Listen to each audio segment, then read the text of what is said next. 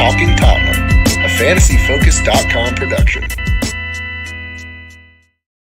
Welcome, everyone, to episode 150 of Talking Tottenham.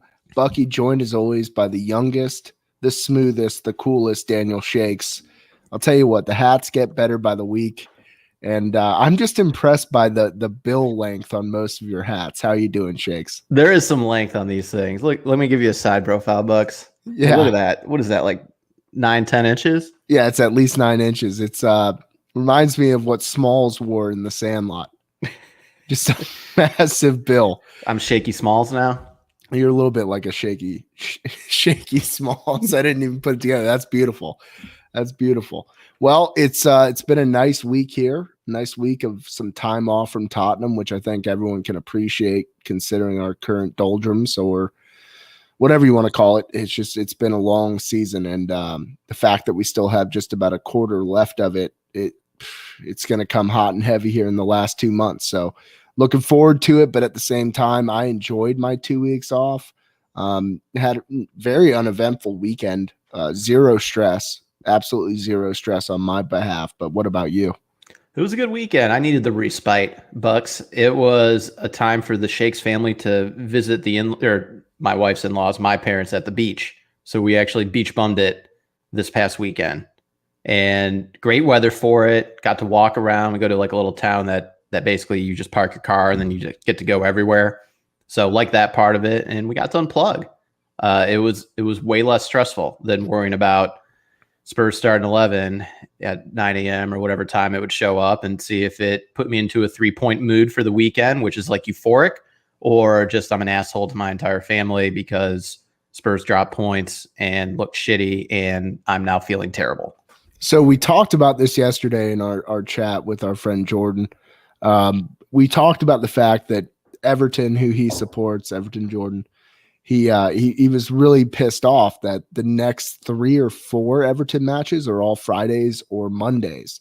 And I had just made a passing comment that honestly, I don't mind that just because I don't think it's going to ruin my weekend. I feel like afternoon games, 3 p.m. games, you feel a little bit less because you get into whatever you're going to do. You're cooking dinner, you're doing something. It's a far different feeling than that Saturday morning, 9 a.m., 10 a.m., where your entire weekend is contingent on the result. And I'm Jekyll and Hyde when it comes to Spurs. Ask any of my many ex-girlfriends. If Spurs win, it's going to be a great weekend for her, probably even better for me. But if they lose, it's going to be it's just going to be an appalling performance from me on every front. See, being family man Shakes, although I'm pissed off, I got to kind of hide it, Bucks. I can't let it really upset the entire family. Sure, I might be a little more abrupt, but I got to walk back the asshole and shitty weekend part, because I can't act too surly. Otherwise, just I get called out by the wife, the kids notice something, and then it's the worst. You're petting it up inside. Next thing you know, I'm probably asking you for Linda's number. It's just a whole snowball effect. And I do see 2 Sunday games on the horizon, followed by a Friday-Wednesday stint. So we're just back at it, bud. That's just the way it's going to be. Back to Sunday morning. I guess we get to enjoy Saturdays. We should always be able to enjoy Saturdays, and that's the biggest thing. I'm actually glad that we're back on the Saturday kick because we're used to it from Champions League play, and playing in Europa this year. The stack of Sunday matches just totally threw me off. It's Sunday first couple. I think we get Saturdays back in May. There's a few of those. Bring those back. I need a good Spurs Saturday. There's something that gets me going, like either winning or losing on that date. Shakes, I do have a question for you though. Go for it. Have you been paying attention to Ollie Ball? Only what you and Everton Jordan put on our group chat, and I think it's okay. You guys were really upset with me not loving it like you did. It's not that I love it as much as I respect the hell out of it. Oh no, kid is very creative and good for him. He's getting a lot. Well, yeah, kind of, exactly. That's part of my point. But he look, he figured out a way to get followers at that age, and now he gets referenced by other people, and good for him. Oh man, he's just making his mark on the TikTok game. When are you gonna get a TikTok? Is he? What would my TikTok be? Actually, I've daydreamed about this, Bucks. So I got my answer, but what do you think my TikTok would be? Just basing it off what I know about you, there'd be a couple of sweet TikToks you could pull off immediately without thought. Number one would be you ghost riding your Ford Explorer. That's incredible that the ghost ride, but it would be my golf cart. Okay. That'd be the first fair. one. Yep. I figured there'd be ghost I riding going on. I've also come up with a bunch of jingles in my head. I'm not going to release them right now. Okay. And they are plays on rap music, but with dad and son. So it's us doing TikToks, like maybe in the stroller, riding in the golf cart. I've sent you a couple with him on his Jeep, on his little remote control Jeep.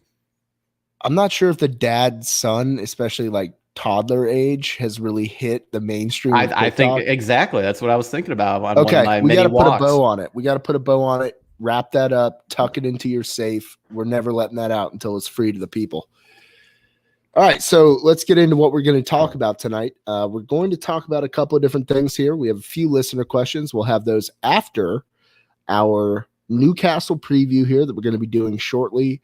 And then after Newcastle, I have here the sheets of possibility. Many sheets, many different possibilities for the teams that are currently ahead of Spurs or right around Spurs in the table. And I took a lot of time putting this together. Everything that's written down is likely to become truth. So I want everyone to know I'm proclaiming that these sheets, especially this one that's tattered and torn, that one right there, I threw that at Shakes during the last podcast through the camera. It's Bucks's beautiful mind notes coming to life here on the pod. These are actually well structured for me. Usually I have like two different lines down the middle, then cut across, and it's just scattered all over the place. When you studied for a test, like in college, or took notes, like it's same situation, like it's just crumpled papers, notes everywhere. You're not really following the ledger lines. You're just kind of writing everywhere and every which way. Like it might as well just been a blank piece of paper, not one with college ruled lines. You know what's so funny? I have like nightmares. I think everybody does after they graduate school, where you go back in time and you're in a dream, but you have this deadline that you can't get to, or you have, you show up for this course and they're like, oh no, you had all these quizzes that you missed and you're going to fail no matter what you do on the final. That happens to me all the time. When I think back on college, I can't remember my habits in terms of note taking or any of that. It's because it was non-existent, like mine. I think that is probably likely to be true. But let's hop into Newcastle here. This is big time. Okay. Take notes. So before we get to the sheets of integrity here, which they're true and they will always be true, we have to beat Newcastle on Sunday. It must happen. The 3 points is non-negotiable. We lose this match, we're out of the running for top 4. So Newcastle's been on a shit run. They beat Everton a couple months ago. That was huge. I believe they had a nice match against Southampton. I want to say 3-2 they won. So they haven't exactly been the hottest team in the Prem. And they're on a steep decline with Fulham. If they can just win a couple more matches, they should be in good shape. Looking at Spurs, this should be a match that Spurs, I'm not going to say dominate, but they should win this match. And I think all Spurs supporters share that thoughts. But I want to hear yours, Shake, so hit me with them. No, you're right. Their form has sucked lately. I think it was 7 games ago where they actually got a result for 3 points against Southampton. And since that match, you're looking at 6 games where they never scored more than 1 goal, Bucks. So they were either shut out or 1 goal to their name. I think they got a couple draws in there against Villa and Wolves, but really it's just a team that cannot score. So if it depends what type of Spurs come out to play, and I mean that in the sense of not just mindset, but also tactically and lineup. Because if this seems like that classic game, if Spurs think they can get on the front foot and press high, push their midfield and their center backs up, and just try to outscore Newcastle, well, they just should. So they could win this match like a 2-1 or 3-1 because Newcastle, they're just struggling for goals, So, I mean, we're talking 0-0 against West Brom, 1-1 against Villa, got blanked against Brighton and Hove, 1 goal against Wolves, 1 goal against Man U. So I just think it's a game where Spurs need to understand they're the better team. They're going to have possession. They're going to press. They're going to take a few more chances because they should be able to outscore this team. I believe so as well. Now, what do you think the starting 11 is going to look like for Newcastle? Well, I will mention we have a couple of injuries here. Ben Davis was apparently holding an injury when he had to come on for Sergio in the last match. They're against Aston Villa. And then you have Matt Doherty, who pulled up lame for Ireland in international play. I don't think the Doherty's a big hit. Hopefully Serge Reguilon is ready to go. Not sure if that's the case, but according to him on social media, which I believe is pretty much saying I'm ready to go. And I believe everything that's said on social media. Some call me a social media whore. I believe it, whereas I'm the bandit. Well, you're rascally. The whore and the bandit. It's the new pods. at tweeting. Come on, everybody. I think you see something similar to Villa versus what you saw in Europa, Bucks, when it comes to the lineup. I think Reggie does get the start, like you said. I do think Tanganga gets the start on the right side. Granted, we got to wait to see what happens after all this international duty. It's always fun watching Canton play back-to-back 90 minutes. Although I think he got taken out in the 87th minute today against Poland. So thanks for that, Gary Southgate. Thanks, Gary. And I think we can talk more trash because we root for the U.S., which can't even qualify for a World Cup or an Olympics, Bucks. So we got that going for us. So we care a little bit less about those boys are in great shape. Yeah. But they tried really hard. I do pull for England, though, man. I like following England. The England-Polo game was a fun game to watch. I didn't get to check in on. Yeah, I was going to say I wasn't like really glued to it, but I got to catch the last 10 minutes, basically. But I think the only change, Bucks, will be Vinicius is not starting and Sonny will be starting. I'm hopeful that Son is clear through the injury. So you are going to see like a 4-4-2 or a 4-3-3 where you have Reggie, Rodin, Sanchez, Tanganga on the back line. You got Lucas, Højbjerg, and Domblé Lo Celso above them. Maybe Lo Celso's up a little bit above Højbjerg and Domblé, and that's where it kind of looks like a 4-2-3-1 or 4-3-3. And then you got Kane and Sonny up top. What say you? I don't think we're going to have that type of look. I just made a quick edit to it. All right, so I got Hugo, Reguilon. If I ever called him Reguilon this whole time, Reguilon. Joe Rodin, Dave Sanchez. I think we're going to stay consistent there. And then Tanganga on the right. I know Aurier, he's been playing for Ivory Coast, so he's definitely full go. But it's time to just see what we have with Tanganga and Joe Rodin. And really, I think that needs to be how we approach these matches. Obviously, we have some midweek fixtures that are coming up. We need to make sure that we're rotating to a certain extent. But with Tanganga, I feel like he has to get another run. It would be unacceptable for me if Tanganga does not get another run. What would your thoughts be if Sunday morning you see that 11 and you do not see Tanganga in it? It would be a rough one for me, Bucks. If you listen to this podcast, and by the way, happy bicentennial. This is our 150th pod. Is that what you call that, a bicentennial?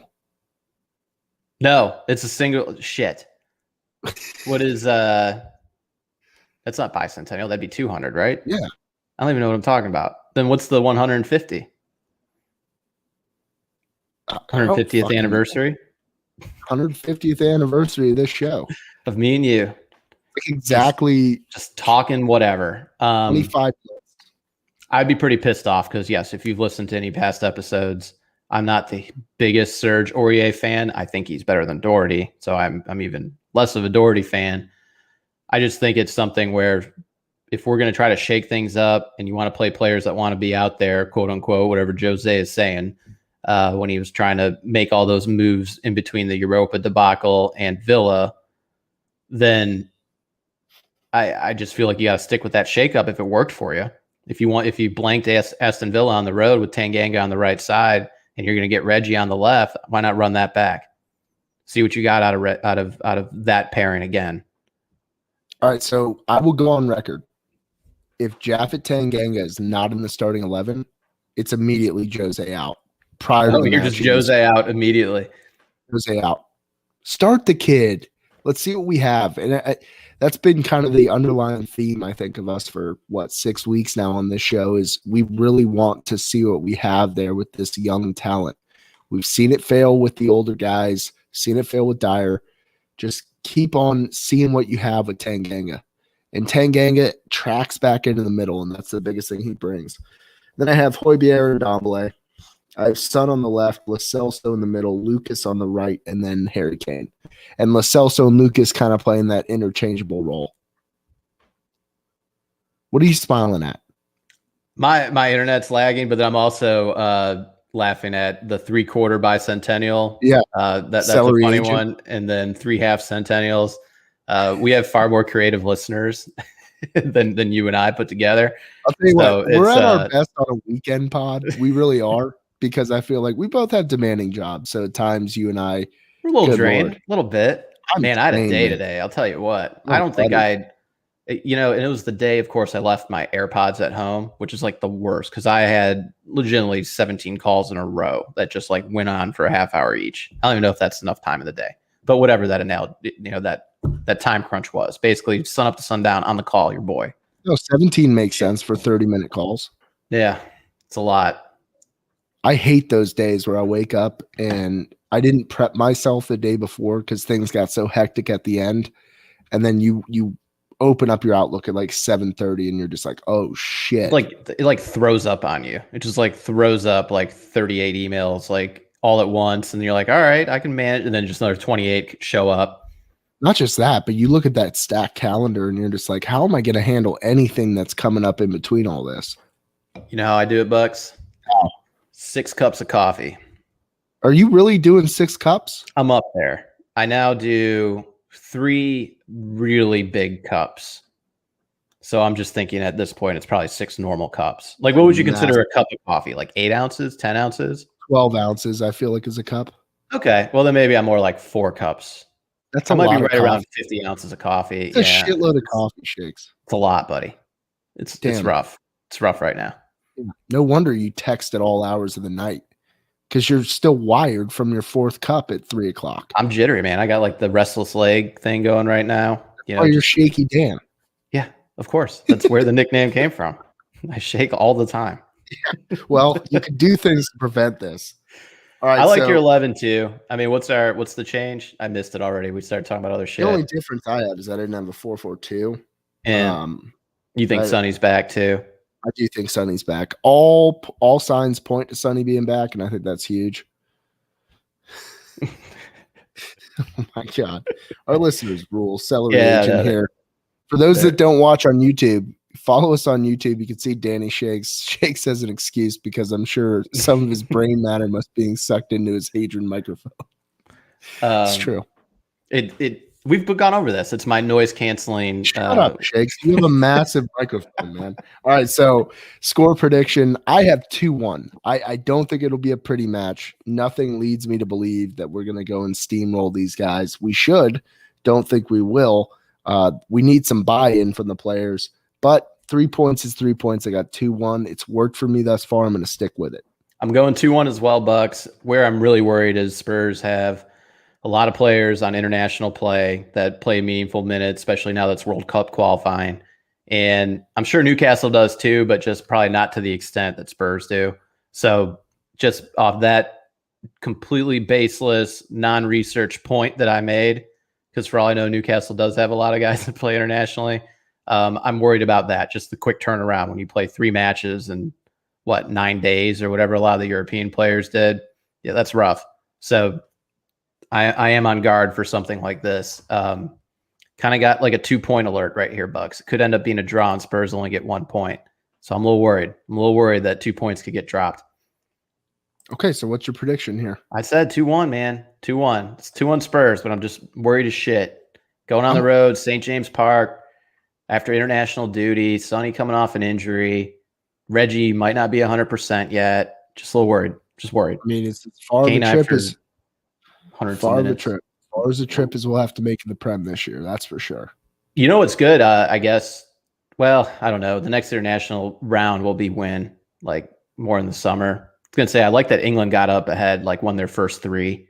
Like that's I want less minutes, for all the big players. I'm just Googling how long does it take to get to Newcastle? 5 hours on a nice car trip. That's like going from here to Tallahassee. That's they're flying on a plane. They better be flying on a plane. Keep our boys, keep them real tight on that plane. They're flying in a jet. Forget a plane.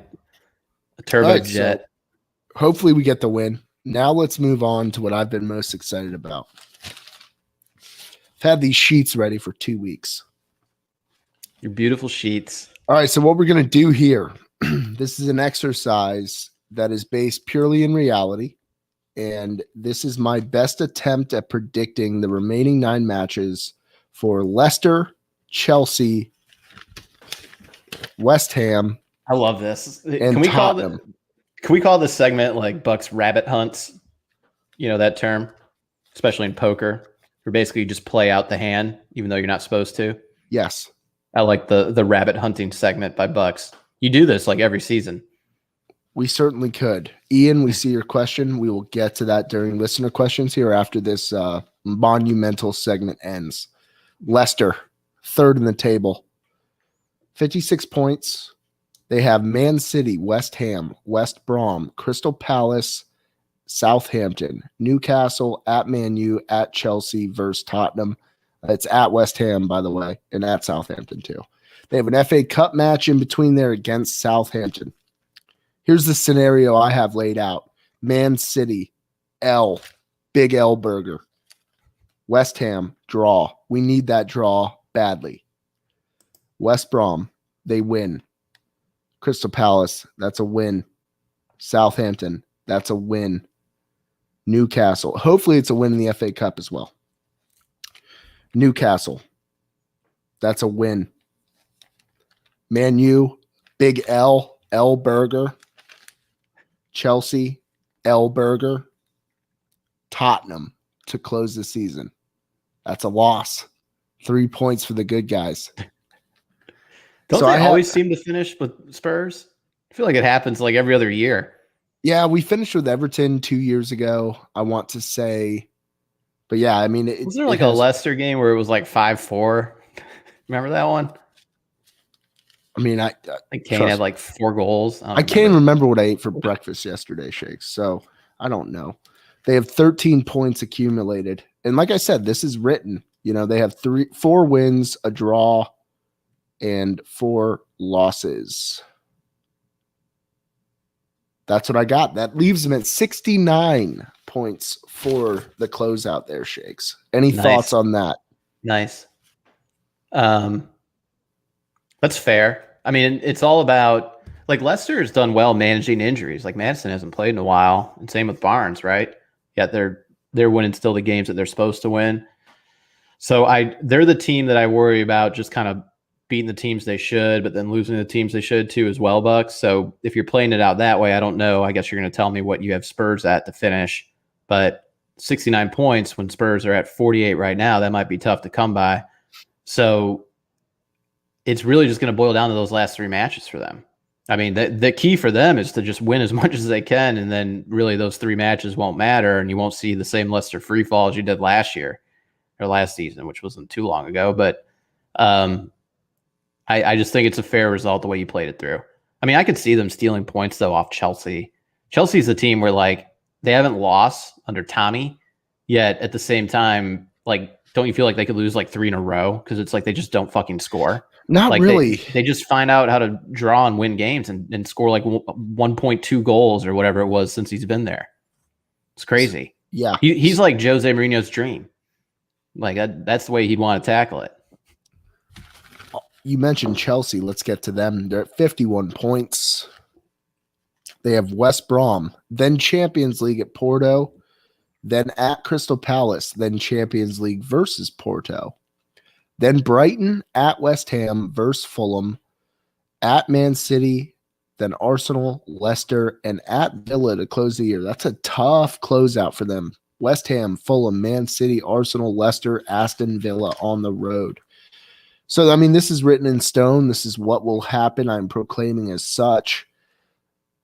I like how I put on here, if you're looking, scenario 1. That's the only scenario, Shakes. I actually thought about taking different stabs at it, but once I ended up looking at these sheets, I was like, this is crucial.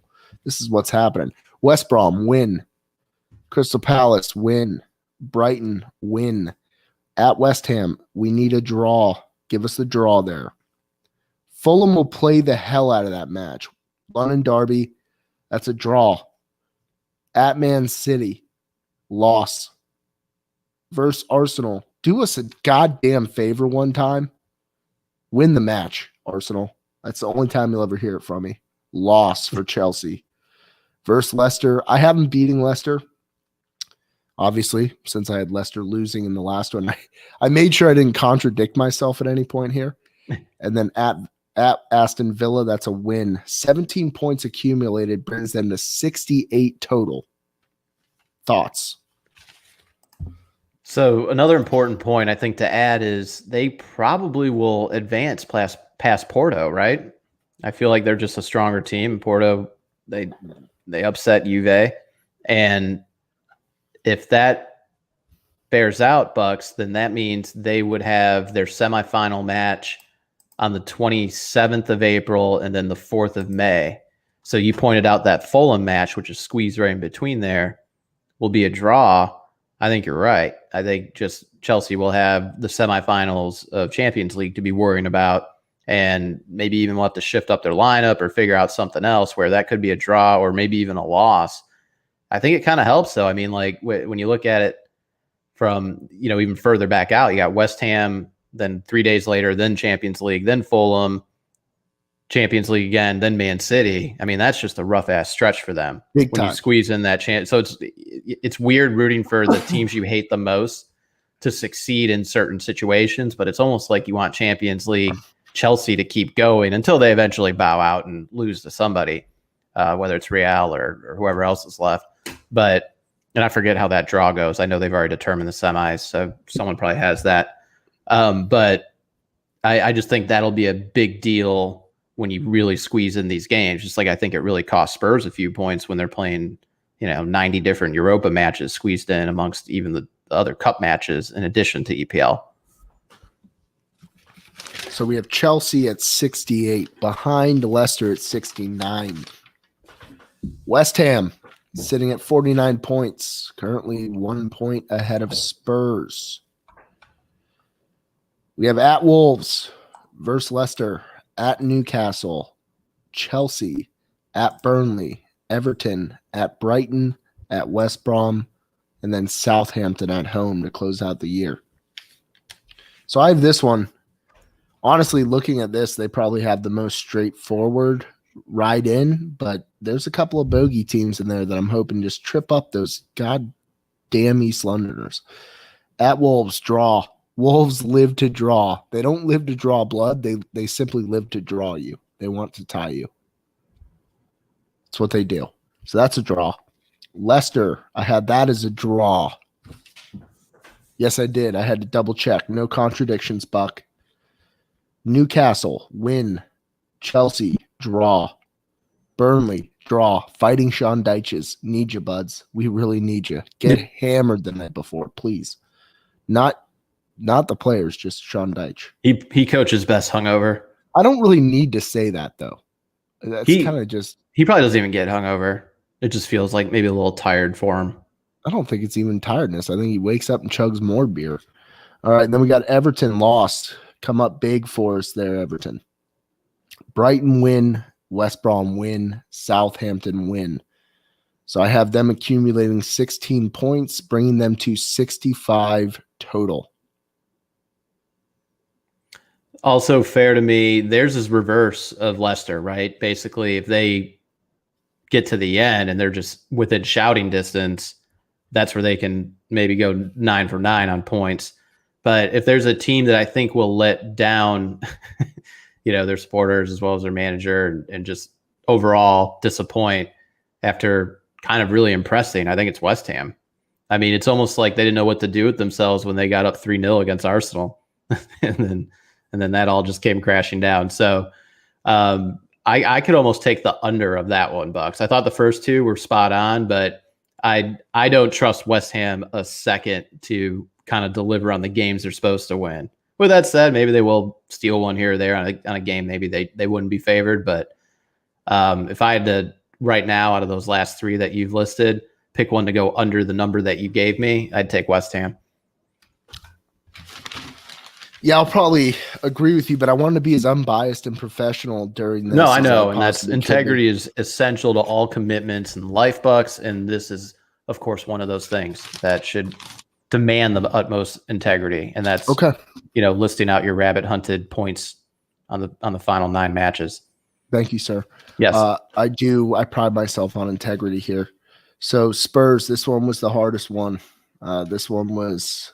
Is this truth time, Bucks? Is this truth time? I racked my brain on this for countless hours. Is it like, how do I find a way, racked my brain, or like really just kind of thought about each game individually, one at a time? I think it was a combination of both. It was a hybrid. It certainly wasn't an electric car. Did it feel like you trying to navigate a maze to get to the finish line to really get Spurs right above it? Well, let's talk about that, right? So the goal at this point is 70 points, or realistically 69 points. 68 would work too with goal difference. So let's just say the goal is 68. So we need to achieve 68 points. That puts us at 20 points needed out of 9 matches upcoming. Oof. Yeah. So with that said, we have at Newcastle, then Man U at home, at Everton, then Southampton, then Sheffield, at Leeds, then Aston Villa again, and then we close the season at Leicester. So I sat there racking my brain, pulling my hair out, very limited hair left aside from the sides and the back. In the front, it's just an absolute catastrophe. Nobody needed to see that. At Newcastle, win. Thoughts? I told you 2-1 Spurs. I think it's tricky because it's right after the international break, but they're the better team. Newcastle's been playing like piss, so that needs to be a W. People need to see. They need to say playing like piss more. That's a good statement. Thank you. Man U, I don't see us getting it done. I got a loss. You don't even see a draw at home? No. They're playing well. The old gunner, little No, let's not start with this. hobbit-looking ass. Like, honestly, the fact that he's successful is just crazy, right? Does he have the ring of power? He might currently. Does he disappear on occasion? Yeah, from the press. Yeah. Get the hell out of there. At Everton, that's a W.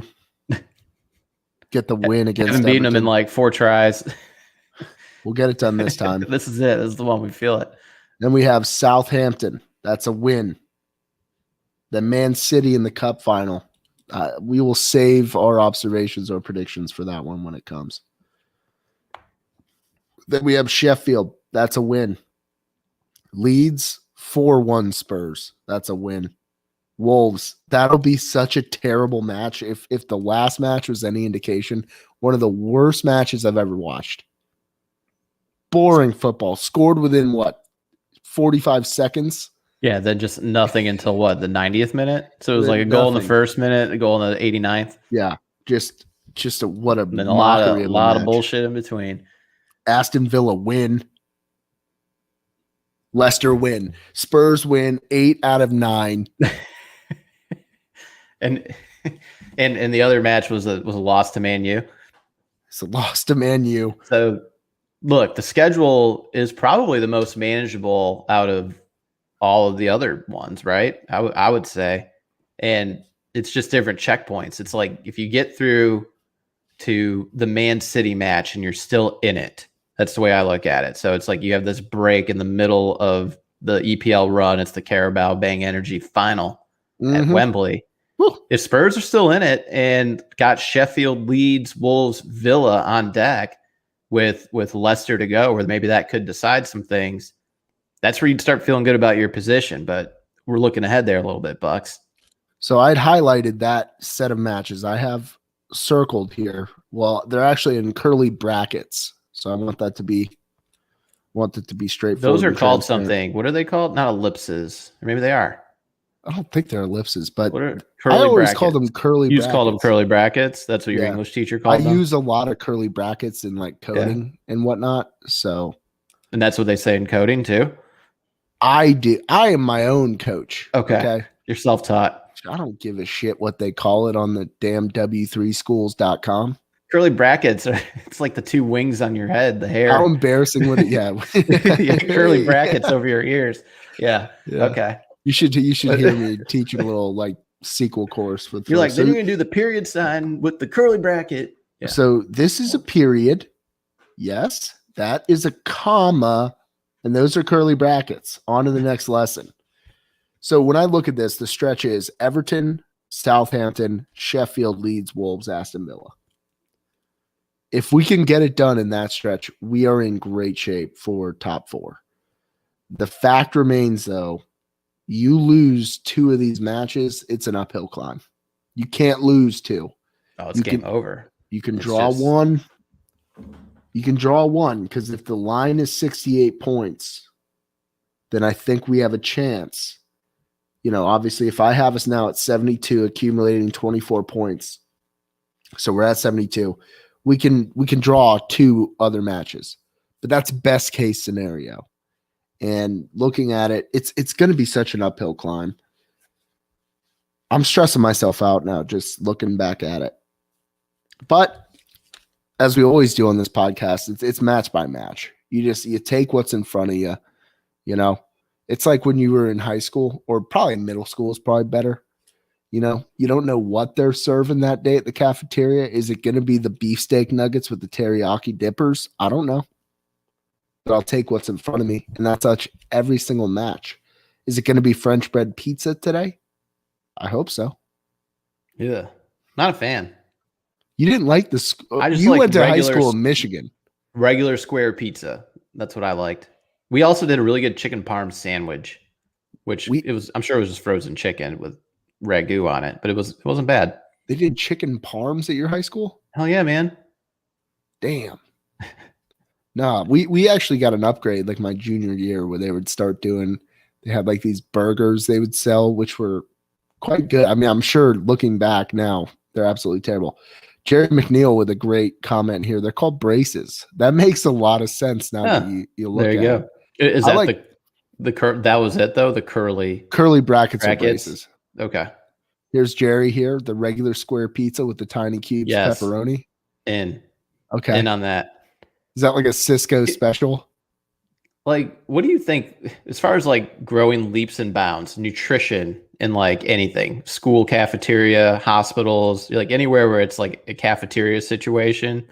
Like when they got a nutritionist in there, like what drastically changed more than that? Like in this world, when you go from like the food someone ate in the 70s to like right now? In a bad way? Well, I mean, that could be the reverse way, but to me, I don't know, man. I'm thinking health wise, like it's probably amazing. Some kids made it out of high school eating some of the stuff that they probably ate. My high school was the Wild West. Like I said, we upgraded my junior year. I think there was even like health inspections back then. Like, yeah, definitely. Like it was probably like anything flew back in then. My high school was a serious setup, dude. Like they had a salad bar, but of course, when you're in high school, your idea of a salad bar would be like lettuce, cheese, croutons, and 2 bucketfuls of the ranch dressing on that. The runny ranch. Caloric. They're definitely mixing that with like a gallon of water to make it last longer, Bucks. Yeah. That's an old trick of mine working in the cafeteria. Well, I was chugging that ranch water the entire time in that food hall. Did you guys ever have food fights in your food halls? Never. No. Really? No. I went to like an all-boy Catholic high school, Bucks. It's pretty strict. Man, I'll tell you what. You had nuns beating you with a stick. Nuns with rulers. Yeah, I bet just you Roman. Did. Yeah, I went to a bit of a delinquent high school. Shouldn't be a shock to anyone that tunes in here. A lot of rabble rousers in the group, but we had like burgers. They would have French fries you could buy for like $1 every day. It's crazy. But yeah, Spurs gonna finish top 4. How about that? I mean, I feel like we had this very same exercise like last July or whatever Project Restart started. See, I don't know if I believe that. Celery agent saying today's ingredients are cheap and nasty, and it's why cancer went from 1 out of 3,000 to 1 out of 2. I agree wholeheartedly with That's a downer statement if that's true, though. I agree with them. What? I agree with celery. Really? See, I think balanced meals are more common now. We have more knowledge on the subject. The pyramid's been flipped upside down, Bucks. People were telling you to get 6 to 11 servings of carbs. Shakes, here's the thing. Am I going to accept beliefs from a man known as Danny Shakes, or am I going to believe the agent of celery himself? This is true. The name itself does seem to indicate that healthy eating is part of his or her lifestyle. Correct. Yep. So you're right. I've been chagrined. I apologize, everyone. Food was better. Shakes, are you going to go tell your wife after you're done with this that you worked chagrin in to the pod? that I got put in my place. This is spot on. Yeah. Speed and efficiency took over good food. You got it. Like Shakes is pulling out of his ass 70s lunches compared to 90s and early 2000s. I just got called out on my shit. I love it. I guess I just thought more care went into that, but yeah, maybe. No, I think they were eating this the capitalistic society. Yeah, maybe we just big corn syrup and fructose and all that took over, and we got problems now. So yeah, that's probably true. I have watched Weight of America, that documentary. That's not good. I don't watch. I try not to watch any of the documentaries anymore. Like any of the pressing health issue things, like Seaspiracy. I don't know if you've watched that. Terrifying, absolutely terrifying. But the agent of celery himself, Shakes, you are a legend. Thank you for the kind words for Shakes. I just every time you post his thing up and I get to see his like YouTube emoji like of the bird holding the celery stalk. I love it. What kind of bird is that? That's one thing I do need to know because I know what it is, but I can't think of it. I'm operating so slowly tonight. Spurs. Need a reboot. 4th place. Based on my math, though, we were 3rd. So we're in great shape. Oh gosh. So we're comfortable in the top 4. Yeah, just got to win 8 out of 9, and then we're 3rd. That's it. And then all these other teams follow suit. But like I said, proclamations have been made.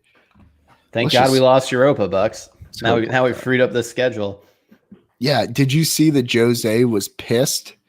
That's a wandering albatross. Yes. Mystical. Majestic. Celery eater. Oh, yeah. So we'll get into the Tanganji's t-shirts. Scott, shoot me a message on Twitter, please. TT Pod COYS. You know the drill. Shoot me a message. Let's figure out how we get those Tanganji shirts out there. I will post another one with the Tanganjis, try to figure out, what we need to do in terms of inventory. But if folks out there want the Tanganjis, they're that we will make it happen. It's not hard to get a t-shirt produced. Yeah, but Scott had that immaculate design. I got to figure out how we get that on something and then get Scott in the biz. I think we got to be worried more. Are there any copyright or trademark violations we're making here? No. So just like with our logo, you'll notice how it has fantasy focus underneath the cockerel. That is not a fantasy. That is not a copyright infringement at all because this is not the Tottenham Hotspur logo. That's how easy this is? Very much so. I looked a lot into it. Yes. Did you talk to a lawyer about this? No, and if you could get one on retainer for us, that'd be great as soon as we release the Tanganjis. But I think it'll be fine. Look, we're not exactly lighting up the airwaves. We have a fantastic group of listeners, thousands of you, and we appreciate all the support. But it's not like everything we do is going to alert the damn copyright infringement. And further to that, we are in the United States. I think all the listeners are in this with us. They know the risks buying these shirts. Let's just put all the shirts to a good cause then. Let's make sure to do that, Bucks. Yeah, and Scott said, I'll get it to you. Don't tell Levy. Yes. Whatever we do not tell Levy. So no, there are ways around it. And the Tanganji's logo. When Scott, you had the first one, and then when you got the second one with the tangerine on the cockerel, just too much. Which also apparently avoided copyright stuff. So it does. It will. Twofold. That's not a soccer ball. It was obviously a tangerine that the non-Spurs cockerel is standing on. Exactly. We are smarter than all the competition. You'll never catch us, Bucks. Never. Not alive. I'll tell you that much right now. I'll go down swinging on this one. Yes, Scott, we will get those going. Jose was bitching about the Southampton match being placed before the Bang Energy Cup final. Did you see that today? No, I didn't, but that seems like something he would bitch about. Come on. Man City had a game placed right in front of it as well. And they're also... So it's all the same. Yeah, they're also going to be in the middle of Champions League at that point. Their Champions League match, I think, will be then, I mean, assuming they win, like 3 days later. Yes, correct. Okay. Correct. All right. Well, Jose, come on, man. And Spurs are playing at home against Southampton. And it's Southampton. We should beat the hell out of Southampton. Yeah, no, we're good. Jose, stop it. Can you focus on the fucking match in front of you, Jose? So worried about the Southampton match, April 21st. God damn it. Can't stand this shit, Bucks. Oh, man. Just creates his own scarecrow and beats the hell out of it. He took a page out of your book. I'm a big scarecrow argument guy. You are. It's been a long time since I've Jose, talk about Spurs injury history, and going into this Newcastle match after international play. And he's like, well, let me tell you about the Southampton match. Just got relocated in front of Man City for the Bang Energy Cup. They're like, that's 4 weeks from now. Jose, we asked about injuries pertaining to this particular match here. Yeah. God. Prem has it out for us, guys. He's so good at it. It's like it's actually our former president, Trump-esque. He just like creates this own issue, runs through it, yells at it, creates this diversion. It's unbelievable showmanship. It really is. It's not showmanship as much as it is just shut the fuck up. Like, what are you doing? Just what are you doing? Are we gonna play? You're right. That game should definitely be like June 5th. Like it should be 15 days after the last game, Jose. The Bang Energy should be after the FA Cup. No, the Southampton match. Let's just, you know what? Just make it after the transfer window. Let's do that. We'll pick who we want. Do it late July of 2021. Yeah, sure. Be preseason, postseason match. Where else is it gonna go? Shakes, what are you drinking? What is that? Pellegrino. Bucks. Yeah. What do you drink? I also got a Modelo. Shakes, I drink one canned beverage. Okay. And it starts with L, it ends with E. It's light. No free ads. Let's get to a few listener questions here. Folks that are joining in, thank you so much. Drop your questions if you got them. All right. Let's get into this here, Shakes. Unprepared, moving slow. Well, it allowed me to open this beer, so thank you. I like your Titleist hat, by the way, Bucks. Thank you. You're a big rope guy. Like you get the rope that goes across the bill of the hat. That's a new thing. I'm a big rope flat bill guy. I don't know what it is with me. We got Ian who's joining us here. Ian Ferguson. In the unlikely case we sell Kane this summer for at least $150 million, are we confident Vinny can fill that void, or do we go big on a striker? Well, what are your thoughts with that? You want me to start it? So the answer is Vin is not the answer. Okay. Just because I didn't know if you had a different take, because I feel like I've kind of gone that route already. No, I don't think he's the answer. He's not refined, especially not to fill a void that Kane would leave. So I think part of it needs to be, first off, shoring up with some younger defenders at the back. I think right back is a place of need. I would love to see Tanganga shift into the center. Kind of wipes away a little bit of my troubles there, but I still think there's a center back needed. Shakes, don't shake your head. Then we need some form of an essential attacking midfielder. Okay, so with that. Does 150 mil mean that we can only replace those three players there? Like, say it's Anderson from Fulham, who would probably cost 35 to 45 mil. He would at this stage. If you want to go with a central attacking midfielder, Sabitzer from Leipzig, Sabitzer's probably going to cost you 55, 60 mil. At that point, you're really not having much money to spend on a striker. But we got the young gun, 17-year-old Dane Scarlett, who was a bit petulant on the pitch today in the U21 game for England. I like that. I like petulance. Did England lose? They lost in the last extra time, right? They get eliminated. They did, yeah. That's a bummer. We need Sessegnon to get more minutes because he just did not look great in the one match I watched, Bucks. But can we save the blow it up questions till after hopefully our top four run? But I just keep thinking you can only do so much overhauling, right? Until you upset chemistry on the team and just everyone's got to get familiar with playing with each other. So it's do you really expect two center backs, another midfielder, another attacking midfielder, perhaps a striker to fill that void, and then a right back? That just seems like a lot, right? It does, yeah. I really think Spurs are just going to bring in one center back And I think they're going to bring in one right back, and then they might bring in one attacker. Then that attacker could maybe play both wing or as a striker. I think that's about it. I don't know. Obviously, if you have more money to spend because you sold some big names, whether it is Kane, whether it's Sonny, I think the one that if it was a gun to Levy's head and he was told you have to transfer out one of these players, Son or Kane, I think he pulls the trigger on Son, right?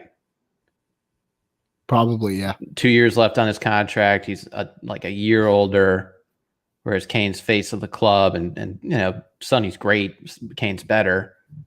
I don't know. Either way, just when you use that money, it'll only go so far, but you can only make so many changes. You don't just pick this new FIFA All-Star team that just works. That would be the other part of it. I just think it's right back and center back, and you only get 2 players there. I just think it's going to be one center back coming in.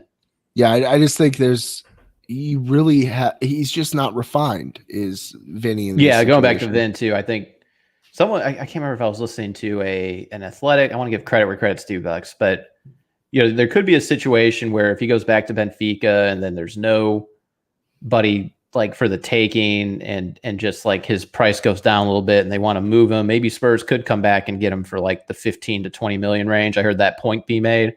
I could see that, but it's just that's for your backup. That's not for someone to start. So I mean, maybe you can run it back with him that way, but that's still with Kane. That's not, you'd have to just get other players. I think that if Kane were to go out, we'd get a veteran striker in. Not a young prospect, not some 24-year-old that's lighting up the charts, say in Spain at a lower club there. It's not going to happen. I just don't ever foresee that happening. It would be an old Grizzly vet. It wouldn't be Danny Ings as much as a lot of us would like it to be. And by a lot of us, I mean this fat guy right here would love to see that. Wouldn't be that. So from my perspective, even though, yes, is the iron hot with Harry Kane? Sure. Are there any clubs that are really willing to pay 150 mil for him right now? No. I mean, where do you think he'd go? Bayern? Man City? Man City. Man City doesn't really they pay a good amount, but not like that much. I'm just saying, I mean, PSG, do they have the money? Do they have financial fair play issues? It would break my fucking heart if Harry Kane like thinking about this question. Man City. Yeah. Well, we took it. You took it to the dark zone.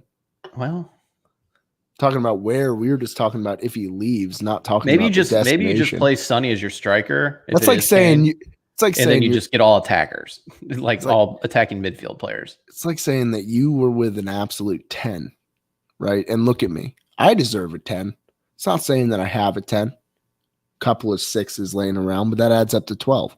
But I had a 10, right? And then you start to get the feeling that things aren't working out. You're getting to the finish line. You're like, shit, it's been like 4 months. It's been a long relationship. I just don't know that she sees what I see in myself. And then I don't know that I'm able to keep up with, folks looking at her all the time thinking, man, she could score goals for my club. And then I think about the situation and it blows my mind at times. It's like, oh my God, what am I doing with this guy? And then you start thinking after the discussion, well, shit, is she going to end up with Chet that works the door at the yoga studio? That guy's cut up. Chet at the yoga studio is Man City, Shakes. You see this? There's like a disco show. When was the last time you saw Linda? Week ago. Okay. That was quite the analogy, Bucks. Thank you. You're welcome. I do what I can. Yeah. At first, I thought you were talking about speakers when you kept saying your 10s. Oh, dual 10s in the back? Yeah. Bumping? Yeah, no. Like a 10, like a really attractive lady. Gotcha. Yeah. Not like a, what's the word I'm not allowed to say from White Boy Summer? Smoke show? Smoke show. That's not allowed. Yeah. Do we tell the listeners smoke show is off limits this year? Well, we don't say smoke show all that much. But I'm just saying, you start comparing, Man City in all reality is not Chet at the yoga studio. Man City's more like the ophthalmologist surgeon, right? Like, oh shit. We're lowly dentists here at Tottenham. Then you want to go to a surgeon? Seeing him with a surgeon would break my heart, Shakes. Rip it in two. Let's get to the next question here. Big White Hart Lane. He wants some predictions, chaps. That's what he wants. Next 3 games. What holds in store for us against the Geordies, which is Newcastle, United, Everton. Let's have predictions from Shakes, because I already gave mine. I had a win, a loss, and a win, respectively, against the Geordies, United, and Everton. Shakes, what you got? I got 6 points for Spurs. Don't ask me how it comes about, Bucks, but it's probably just win 2, lose 1. Each game. It could be different, though. I think Newcastle's the win. I think Man U's the win. Maybe Everton's the loss. With that said, kind of expounding on this question, which I like, it's like 6 points we would take, and then 7 points I think we'd be like pretty fired up about, right? And then anything less than 6, we're in trouble. Oh, 6 I would be more than happy with. If we have less than 6, we're screwed. It's over. Yeah. So 5, it's over. 6, it's what we expected and what we wanted. We'll take it. And then 7, we're ecstatic. That's the way I look at it. Jerry wants me to call Linda. Trust me.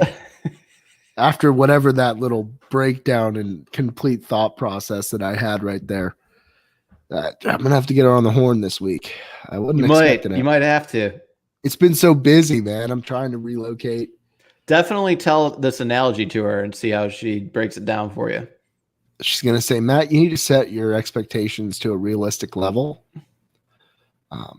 You need a girl that cares about you and not one that cares about Instagram posts more. So I think she should say you should be more confident. You don't need to get in your own head. That tends with you because she wants to be with you. Linda's not really the hype squad, Or I'm just a rebound. Shakes, we don't need to talk. How do you know you're the rebound? Did she say that to you? I've been a rebound. Yeah, but really, when you were the rebound, did you know you're the rebound or was it until after? How'd you find out you're the rebound? Because she called me Kawhi Leonard. That's what I do. I rebound. I'm very good at rebounding. But yeah, no, it's been busy, so I have not seen Linda this week. Moving, so we'll wrap with this. I will be moving shortly. I'll have a brand new podcast studio. I'm very much looking forward to that. Shakes, you had a few questions for me about this preemptive move here. Plenty of questions, Bucks. Now, no place is final. It's just you've made this decision over what period of time to actually make the move? Would you say over a year, under a year? Under a year. Things were good here until a shithead neighbor has been infringing upon my freedoms as a United States citizen. Is this the barking dog neighbor? We got barking dogs. Some other things that we won't mention here. Understood. Kind of taboo. Ooh. Some odd noises. General disruption. Shoes. Rebounds going on. There's some Kawhi Leonard's over there. Just collecting rebounds. Yeah. So things aren't great currently, and I think that's part of my madness. But I am moving, yes. So will you decorate this new place? It's a great question. Currently, I think I have 1/16 of my walls decorated. I was going to say the listeners, or really the viewers, they actually might think the place is decorated because the 3 things that you actually have hanging up in the entire place are within view of this YouTube channel. So after that, if you go anywhere else, after 4 years, there's nothing on any wall. And I think nothing makes a house more a home, Bucks, than, putting some shit up on the wall. You're right. I'm looking at 3 different walls that are not visible, that are littered with different items. None of them good. All of them shit. Gonna be making a few moves. But yeah, I will be putting things on walls at the new establishment. Yes. I'm excited for you. That's awesome news. Another question. Rank in importance these 3 things for your new home search: water pressure, kitchen space, and spare bedroom, podcast studio. Spare bedroom number 1. Okay. Kitchen space number 2. Oh, Jesus. So you're still going to have shitty water pressure? I love to cook. I know you I do. tested the water pressure this morning before I did the formal application. That thing is going to blow your brains off, Shakes. You're kidding. Oh, yeah. It's pumping gas, as the kids say. But yeah, I'd rank it the spare bedroom / my office. I'm actually putting, so there's a master bedroom. That's where will be the spare bedroom with the podcast studio, because it's just much bigger. So I can fit both a bed and a separate side of the podcast studio there. So it's just going to be you there, and you're going to live out of the second bedroom. Correct. Okay. Yeah, You're there's dedicated also to this game, man. Look, man. I mean, I just built another podcast studio like on my house. You're just hollowing out your master bedroom. Listen, I live in a shit water pressure situation, but it gets better from time to time. You got to take the actual the shower head off and clean it from the gunk that whatever's being sprayed on me. How do you think hair gets this shitty, guys? It's bad water. The amount of calcium probably build up in that water. First off, how far are you moving? 3 blocks. Okay, so I'm sure the water pressure, all that will be completely different. I hope it will, Shakes. I think they're on a different line. Yeah, that's all. I think yeah, you're just 1 block from the border where the brand new water treatment facility resides. Yeah. In fact, there might be a water treatment facility in between both places. Yeah. Any more questions, Shakes? Because we got Jerry here with water pressure number 1. I will say I took a shower before I took a nice jog. My knee is fully back, so I took a jog this evening. And I showered, and I nearly got knocked on my ass. It was as if a laser cannon hit me. So things are good currently with the pressure, but it just sucks. You know, I think the water pressure clammed up when Shakes had to take the 1 shower that he took over at my current place after a golf round before dinner. I think he just it laid an egg. Prostate, Bucks. It laid an egg. It was Spurs in the Champions League final. They worked so hard for that day and then just completely shit the bed. So Jerry wants water pressure, kitchen space, and then bedroom. That's how I would go, by the way. As a guy in a 1 bedroom currently, I love the fact that I'm going to have a separate workspace and also a bed for those that passersby that might need a place to stay. Those won't include Shakes. Of course, Shakes cannot stay at my place ever. Shit. I was going to tell you I was going to be in Tampa next week. I want to see what you're doing Tuesday night. I'll have a beer with you, but you're not coming back here to rip on my walls. Oh, no, I'm staying at the Hilton. Come on. But I thought you were staying at the nice hotel. What was that one? Well, I the Epicurean is very nice in Tampa, but the Hilton is right next to the office I work in, and they just redid it, so it's actually very nice. Okay. So the downtown Hilton is fine. What are we gonna say? We got one last question here from Ian Ferguson. If I can find it.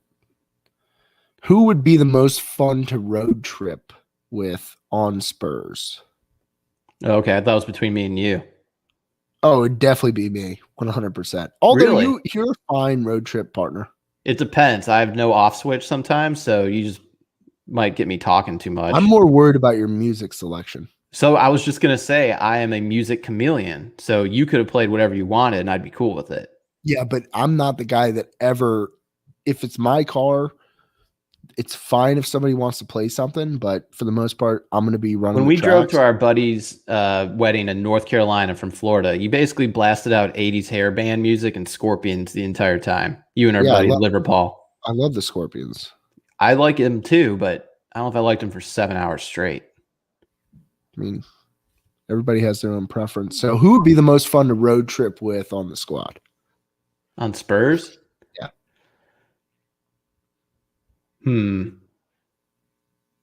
So this is for me, who I would find it, because I'm sure it's different.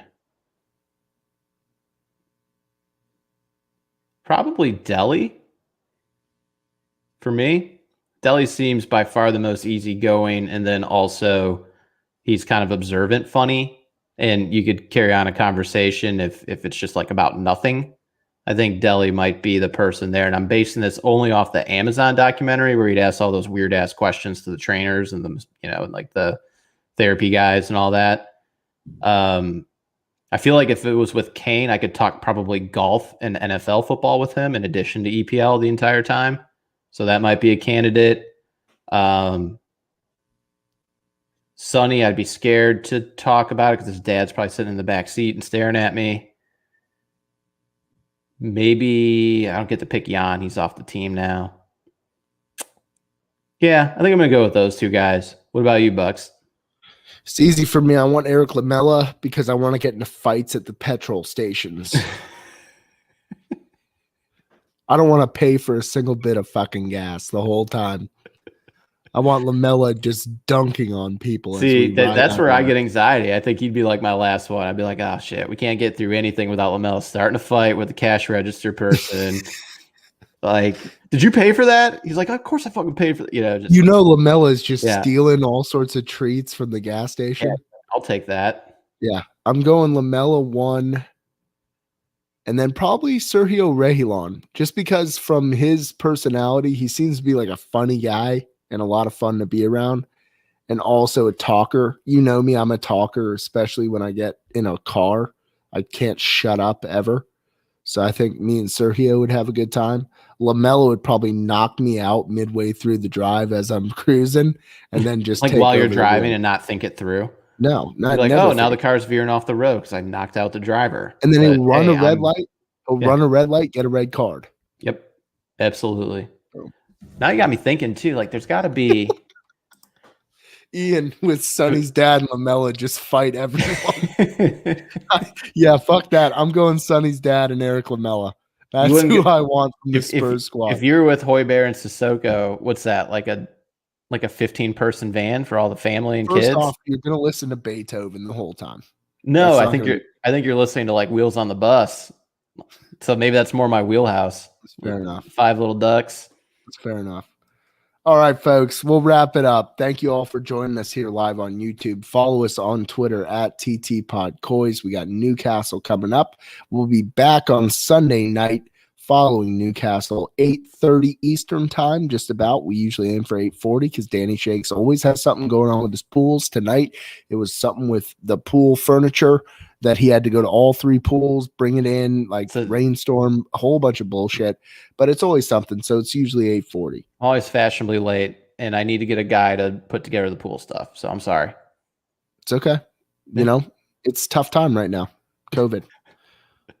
Danny Shakes, sign the people off. Let's go. We're back. Let's beat Newcastle, and come on, you Spurs. COYS, get it done. Beat Newcastle.